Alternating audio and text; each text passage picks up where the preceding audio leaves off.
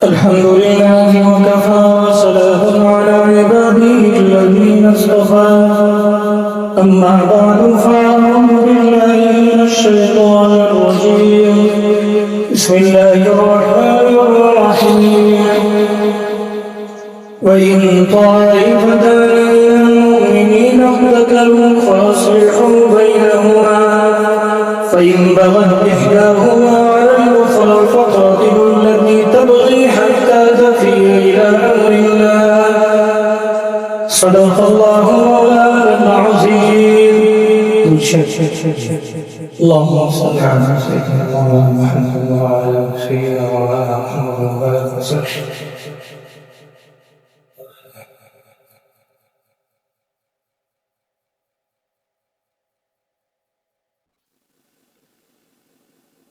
ہر آدمی اپنے دماغ سے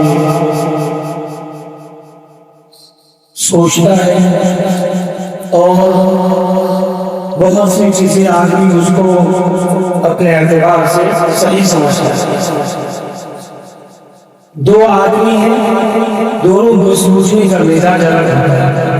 میاں بیوی ہے تو بھی دونوں کو سوچنے کا مزاج الگ ہے. باپ بیٹا ہے، دونوں کی سوچنے کا مزاج الگ ہوتا ہے. اسی طرح پورا معاشرے کی ہر فرد کی سوچنے کا مزاج الگ ہے. ظاہر بات ہے جب مزاج الگ ہے اور سوچنے کا انداز الگ ہے تو آپس میں جھوٹنے کا طریقہ کیا ہے؟ ہر ایک الگ الگ سوچتا ہے. اور یہ خدا کا نظام ہے اور خدا کی قدرت ہے کہ ہر آدمی کی سوچنے کا طریقہ الگ ہے. اب ان سب کو کسی جگہ اگر جمع کرنا ہے تو ہر آدمی اگر یہ چاہے کہ میری رائے کی رعایت رکھی جائے، میری سوچ کی رعایت رکھی جائے، میں سوچ رہا ہوں وہی صحیح ہے، یہ سب زندگی کے دروازے ہیں. تو اب جڑنے کا طریقہ اسلام نے اس کی رہبری کی. اسلام کو اگر آدمی چھوڑتا ہے، اسلامی طریقے کو چھوڑتا ہے، اسلامی طریقے کو اپناتا ہے تو وہ آدمی دو آدمیوں کے درمیان میں جوڑ پیدا ہو سکتا ہے، میاں بیوی کے درمیان میں جوڑ پیدا ہو سکتا ہے، بھائیوں کے درمیان میں جوڑ پیدا ہو سکتا ہے، قوم کے درمیان میں بھی جوڑ اسلامی کے ذریعے سے پیدا ہو سکتا ہے. دوسرا کوئی طریقہ ہی نہیں ہے دونوں کے درمیان میں جوڑ پیدا کرنے کا. خدا اور رسول، اللہ اور رسول کا حکم یہ انسان کو جوڑتا ہے اور انسان کی اپنی ذاتی رائے انسان کو جوڑتا ہے.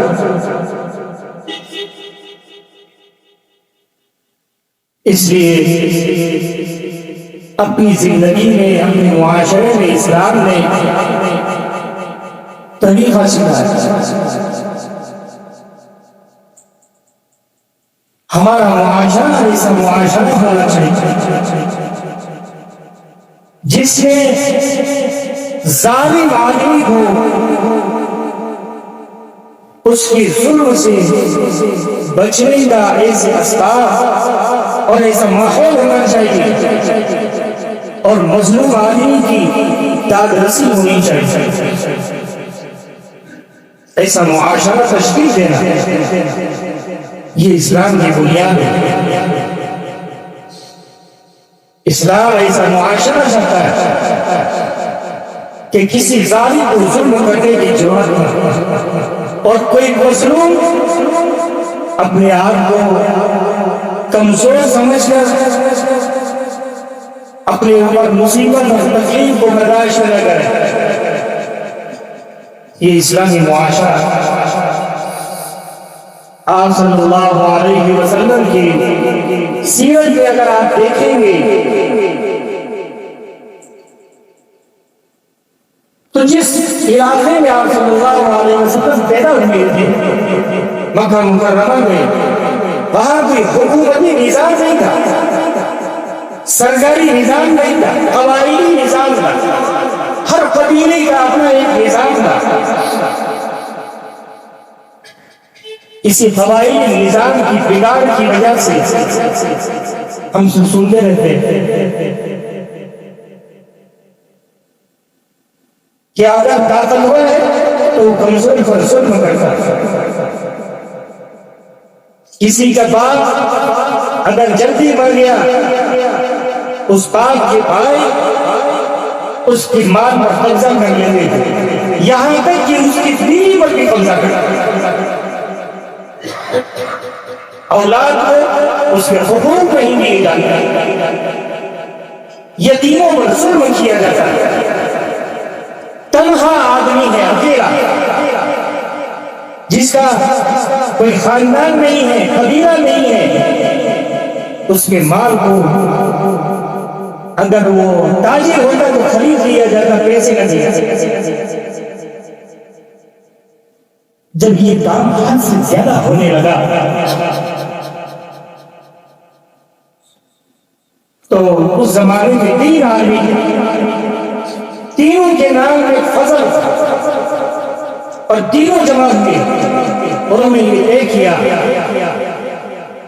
کہ ہمارے معاشرے میں سے یہ بدیاں اور یہ برائیاں مٹانے کے لیے ہم آپس میں خصمت ہے، کچھ بھی ہو جائے گا ہم مظلوم کی مدد کریں گے، کمزوروں کی مدد کریں گے، حق کے ساتھ کھڑے رہیں۔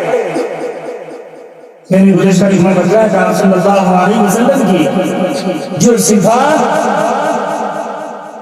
خاندانی اور معاشرتی زندگی میں جو صفات حضرت خدیجہ رضی اللہ عنہا بیان کی، اس میں سے اخیر کا ایک جملہ تھا، آج کی جماعت اسی پر موضوع ہے۔ وَالدُّعِينُ عَلَى نَوَائِبِ الْحَقِّ، حق بات کی طرف آپ صلی اللہ علیہ وسلم مدد کے لیے کھڑے ہو جاتے ہیں۔ حق بات ہے کیسا ہی کمزور آدمی کیوں نہ ہو، آپ صلی اللہ علیہ وسلم اس کا حق دلا کر رہتے ہیں۔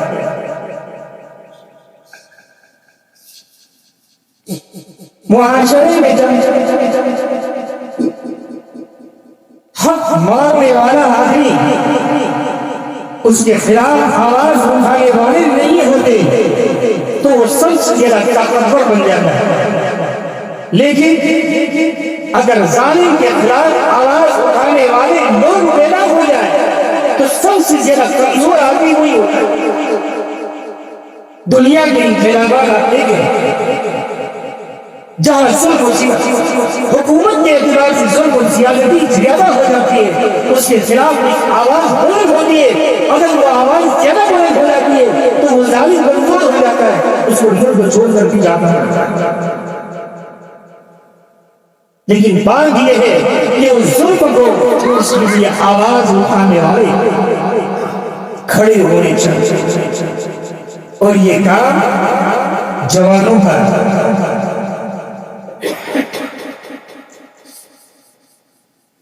جس قوم کی جوان ظلم کے خلاف خود ظلم سے بچے اور دوسروں کو ظلم سے بچانے کا عہد کر لے، اس قوم میں کوئی ظالم نہیں رہ سکتا۔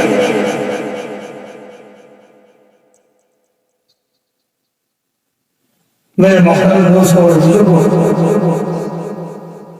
قرآن کریم کی جو آیت میں نے پڑھی ہے، اللہ رب العزت اس میں فرماتے ہیں آپس میں کسی جگہ اختلاف ہو جائے فَأَصْلِحُوا بَيْنَهُمَا، ان دونوں کے درمیان میں اصلاح کراؤ۔ ایک جماعت کا ایسا ہونا جو دونوں کے درمیان میں اختلافات کو مٹانے کی کوشش کرے، ظلم و زیادتی کو ختم کرنے کی کوشش کرے، یہ فرض کفایہ ہے۔ ایک جماعت کا ہونا ایسا ضروری ہے، اور ان کی رہنمائی اللہ رب العزت سے فرمائی کہ وہ جماعت کامیاب کیسے ہوگی اپنی کام میں، تو فرمایا فَأَقْسِطُوا، اگر اگر وہ جماعت انصاف سے کام لے تو کوئی طاقت اس جماعت کی کامیابی کو روک نہیں سکتا۔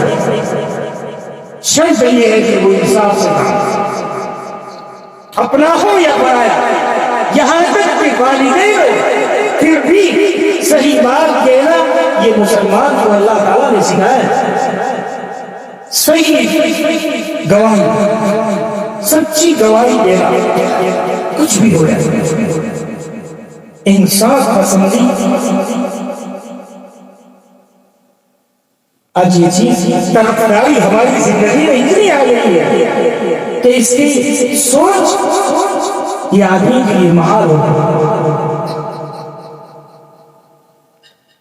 کاغلہ میں مولانا الہی بخش رحمۃ اللہ علیہ، شاہ عبدالعزیز صاحب رحمۃ اللہ علیہ سے بڑے ہوئے، بہت بڑے آدمی،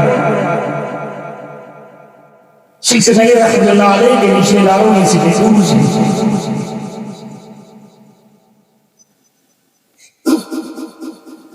کاندلے میں ایک زمین تھی، اس زمین کے بارے میں مسلمانوں نے اور غیر مسلموں نے جھگڑا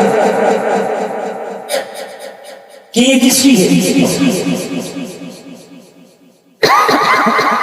اس وقت انگریز کے حکومت کی شہرت میں مسئلہ ہے، اس نے پوچھا دل سے غیر مسلموں سے، مسلمان زیادہ تھے غیر مسلم کم تھے،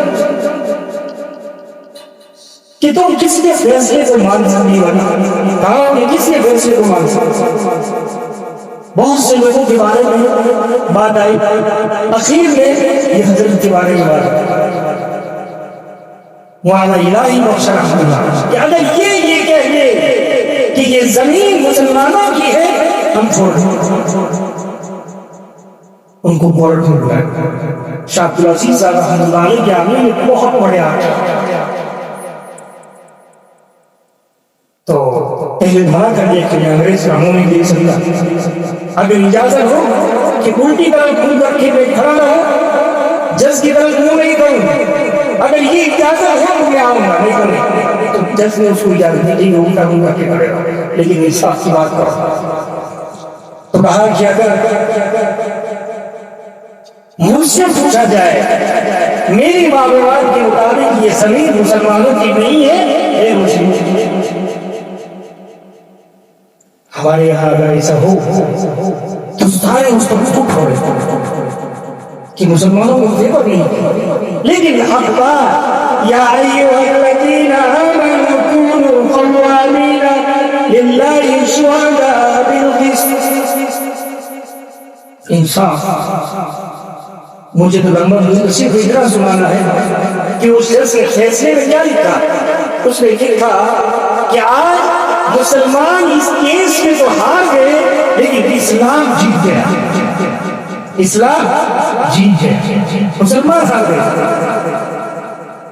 یعنی اس آدمی کی زندگی میں اسلامی طریقہ ہے کہ حق بات کہنا چاہے، ہمارے مخالفت کیوں، ہمیں کیوں اس سے نقصان اٹھانا نہ پڑے، لیکن انصاف کی بات ایک زمانے میں مسلمانوں کا یہ مثال ہے۔